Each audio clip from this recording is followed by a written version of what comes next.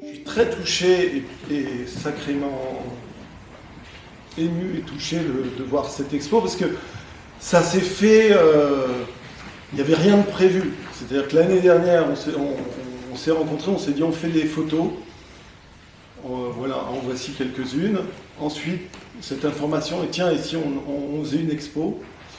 Donc je trouve ce qui est très très touchant et émouvant, c'est juste cette mécanique qui s'est mise en place comme ça, d'échange et de construction, et que on prend quelques photos et petit à petit.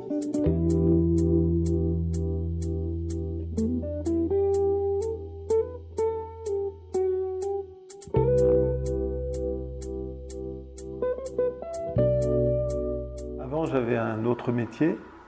Donc avant, j'étais graphiste et directeur artistique.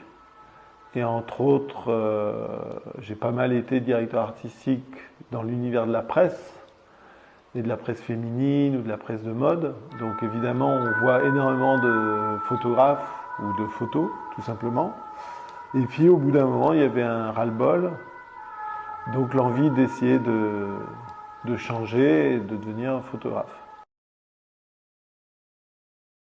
En fait, ça s'est fait petit à petit, un peu au hasard. C'est-à-dire que l'année dernière, j'ai été invité par le FIFAM pour réaliser une exposition pour montrer mon travail de photographe de plateau, de cinéma. Une série de photos, la plupart prises sur des tournages aux États-Unis. Et donc j'ai été invité à préparer cette exposition.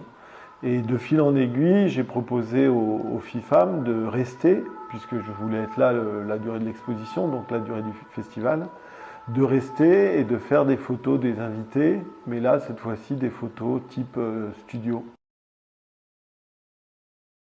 J'aime énormément, mais ça c'est lié à l'ambiance, à la globalité, j'aime énormément le côté photo de plateau, que ce soit photo de plateau sur un film ou même des photos de théâtre, etc. Mais là, c'est lié à l'énergie du groupe, à l'énergie de travail, à voir tous les métiers en train d'essayer de construire quelque chose. Donc là, c'est un plaisir déjà global.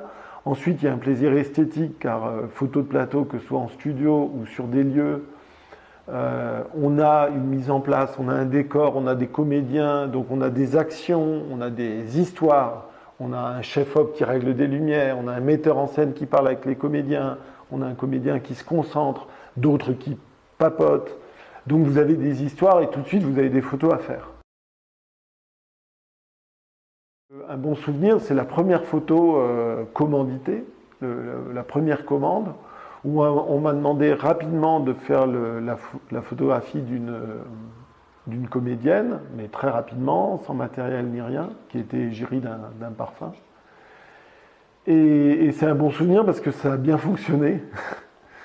Et alors que je me disais, oh là là là là, ils me donnent une responsabilité, ils savent pas où ils vont là.